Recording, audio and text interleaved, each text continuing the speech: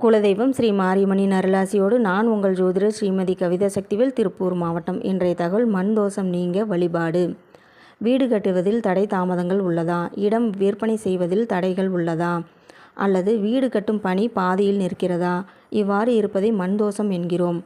இந்த மண் தோஷம் நீங்குவதற்கு சதயம் நட்சத்திர நாளில் திருப்புகலூர் அக்னீஸ்வரர் கோயிலுக்கு சென்று 6 செங்கல்கள் வாங்கி அக்னீஸ்வரர் முன்பாக வைத்து பூஜை செய்துவிட்டு மண் தோஷம், பொருளாதார தடைகள், எல்லா தடைகளும் நீங்கி வீடு கட்டுவதற்கான ஒரு நல்ல வழிகாட்டி இறைவா என்று மனதார பிரார்த்தனை செய்யுங்கள்.